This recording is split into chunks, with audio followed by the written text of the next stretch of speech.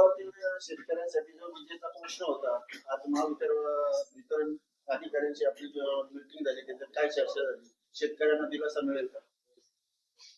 धामणी गावातील अनेक शेतकऱ्यांनी एकत्र येऊन 11 जलसिंचन योजना रजिस्टर केलेल्या आहेत, सुरू केलेल्या आहेत. बँकेचं कर्ज काढलेलं आहे, पाईपलाईन टाकून झालेली आहे, वीज पुरवठ्याची अडचण आहे. आता नवीन धोरणाप्रमाणे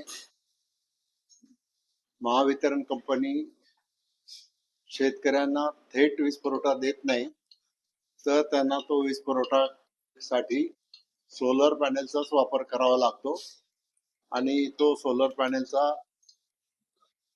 वापर त्या ठिकाणी होत असल्यामुळे इथं काही टेक्निकल अडचणी निर्माण झालेल्या आहेत. सोलर पॅनेल बसवण्यासाठी जागा लागणार आहे, ती जागा मिळवणं आवश्यक राहणार आहे. मग त्याच्यानंतर सोलर पॅनेलच्या कंपनीनी त्याची गॅरंटी दिली पाहिजे की किती हॉर्स पॉवरची मोटार किती तास चालेल.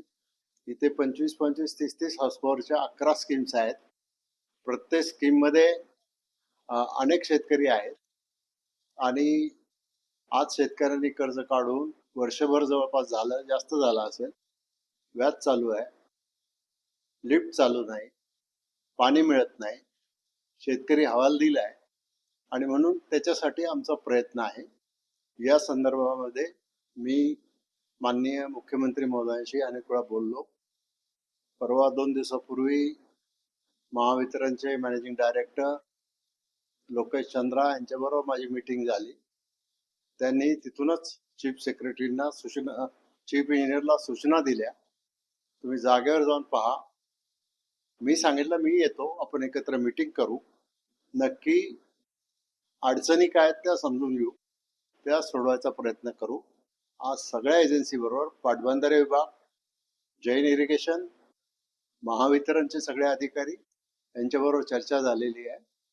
ते आता याचा रिपोर्ट तयार करतील आणि कशा पद्धतीने वीज पुरवठा या शेतकऱ्यांना देणं शक्य होईल हे सांगतील.